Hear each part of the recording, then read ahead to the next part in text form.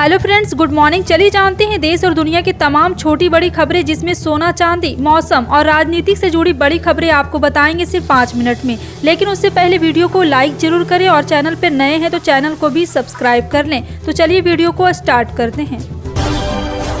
बता दें, पीएम नरेंद्र मोदी ने अपने लाल किले के भाषण में की गई घोषणाओं की समीक्षा के लिए एक महत्वपूर्ण बैठक की। अपने स्वतंत्रता दिवस के भाषण में पीएम ने गरीब और मध्यम वर्ग के आवास के लिए किफायती ऋण सुनिश्चित करने का उल्लेख किया था। इसी घोषणा के अनुरूप पीएम मोदी ने इस घोषणा को अमलजामा पहनाने की तैयारी की समीक्षा की।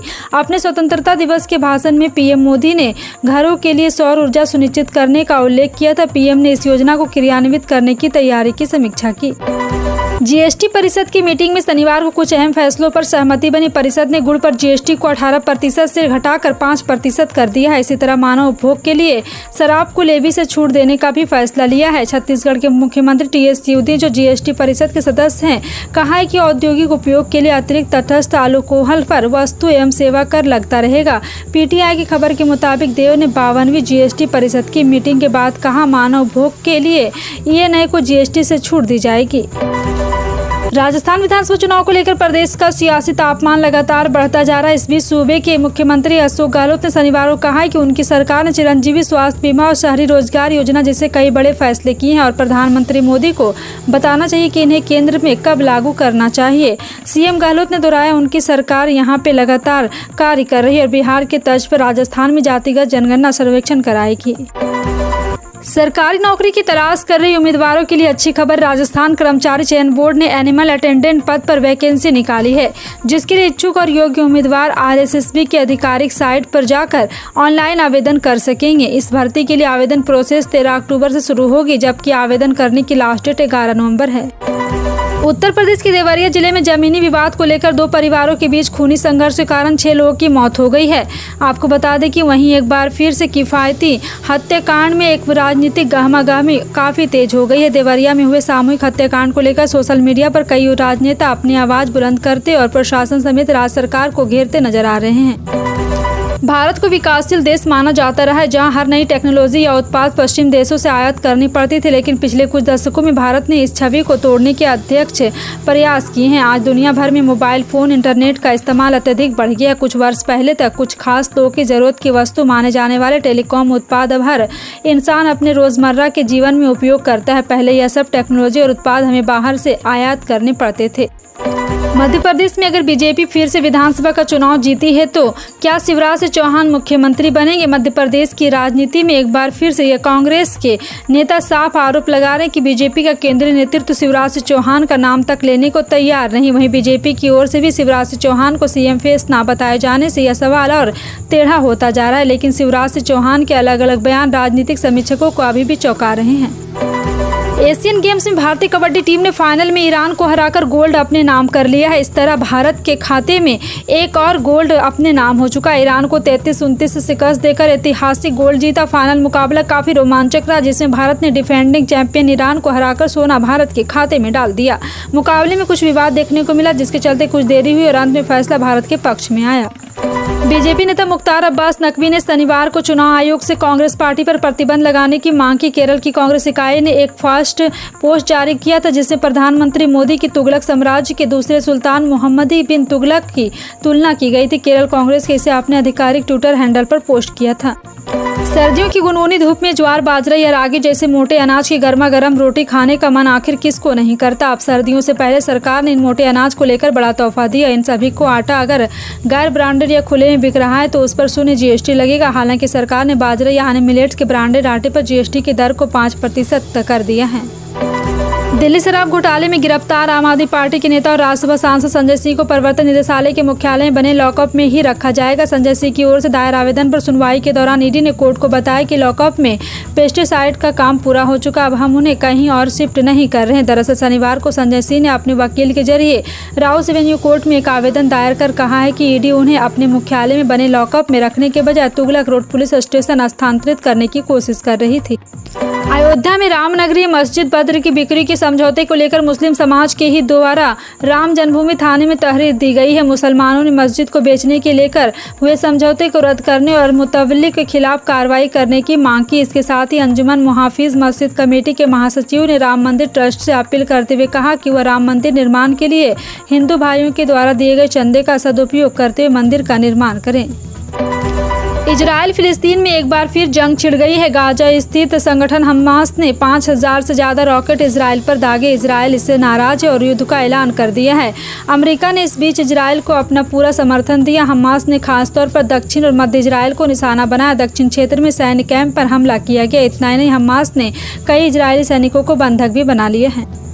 बिहार के डिप्टी सीएम तेजस्वी यादव ने जातीय जनगणना को लेकर बीजेपी पर निशाना साधा। तेजस्वी यादव ने कहा कि ये लोग विरोध कर रहे थे, अब तारीफ कर रहे हैं। बीजेपी के नेताओं को पीएम मोदी से बोलकर पूरे देश में जनगणना करानी चाहिए। हमने क्या किया है, गलत तो नहीं किया। अगर उन्हें लगता है कि गलत है तो पूरे देश में कराना चाहिए। जब सरकार के पास आंकड़े होंगे तभी सही योजनाएं बना सकेगी और सभी लोगों को उसका लाभ मिलेगा। तेजस्वी यादव ने कहा, अगर कांग्रेस ने जातीय जनगणना को सही है बताया तो उनका स्वागत है।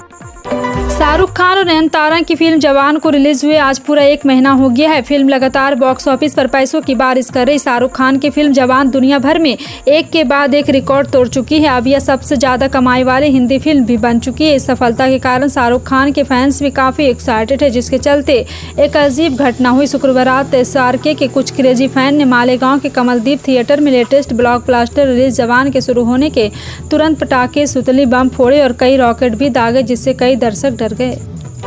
रूस यूक्रेन युद्ध 1.5 साल से भी ज्यादा समय बीत चुके हैं। इस दरमियान हजारों लोग मारे गए, भारी आर्थिक नुकसान हुआ, शहर के शहर तबाह हो गए। युद्ध लड़ना आसान नहीं होता, इसके लिए सैन्य ताकत के साथ आर्थिक ताकत भी जरूरी। इन दोनों ही मोर्चे पर यूक्रेन इतना सक्षम नहीं कि वह दुनिया की एक ताकतवर सेना का लंबे समय तक सामना कर सके।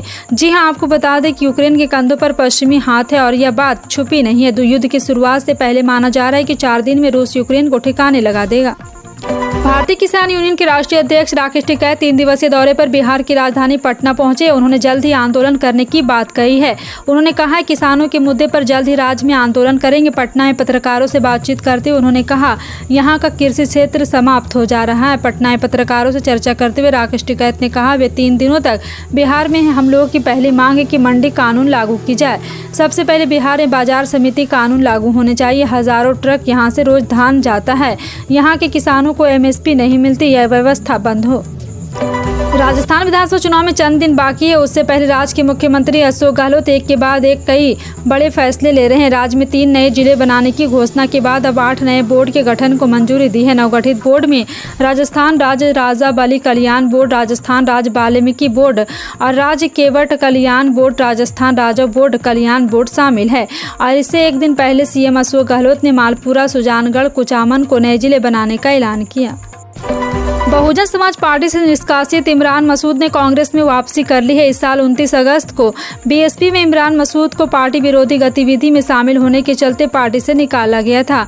उनके खिलाफ ये कार्रवाई कांग्रेस नेता राहुल गांधी की तारीफ करने के बाद की गई थी। BSP ने शामिल होने से मसूद समाजवादी पार्टी के नेता थे। उन्होंने सपा को अक्टूबर 2022 में छोड़ दिया था और BSP का दामन थाम लिया था। इमरान मसूद उस समय चर्चा में आए थे और जब उन्होंने प्रधानमंत्री मोदी को लेकर अपमानजनक टिप्पणी की तो उन्होंने साल 2014 में मोदी को छोटे छोटे टुकड़ों को काटने की धमकी दी थी।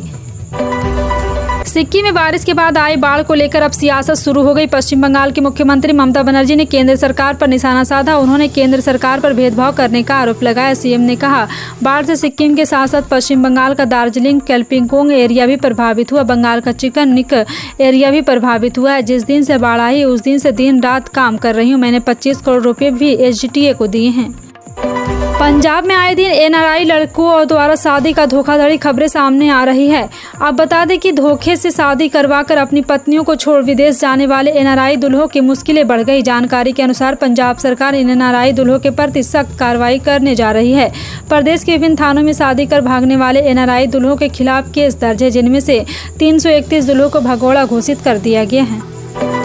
केंद्र सरकार की वायु गुणवत्ता समिति ने दिल्ली में वायु गुणवत्ता खराब श्रेणी में पहुंचने के बाद अधिकारियों को होटल व रेस्तरां में कोयले के उपयोग पर प्रतिबंध लगाने और प्रदूषण फैलाने वाले उद्योग व ताप ऊर्जा संयंत्र के खिलाफ दंडात्मक कार्रवाई का निर्देश दिया। सर्दी के दौरान दिल्ली एनसीआर में वायु प्रदूषण से निपटने के लिए लागू की जाने वाली केंद्र सरकार की चरणबद्ध प्रतिक्रिया कार्य योजना वायु गुणवत्ता प्रबंधन आयोग जीआरपीएफ के सक्रिय रूप से लागू करने के लिए जिम्मेदार एक वैधानिक निकाय है।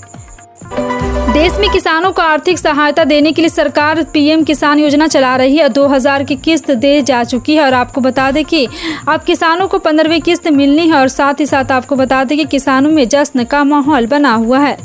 सरकार ने किसानों के लिए प्रधानमंत्री किसान सम्मान निधि की शुरुआत की। इस योजना में किसानों को हर साल एक तय पैसा मिलता है। 15वीं किस्त का इंतजार काफी समय से लोगों को था और नुकसान से बचाना है और आपको बता दें कि 15 अक्टूबर को 15वीं किस्त मिल सकती है। पीएम किसान सम्मान निधि के तहत किसानों को हर साल 6,000 रुपये मिलते हैं और ये पैसे को 2,000 रुपये की 3 किस्तों में जारी किए जाते हैं।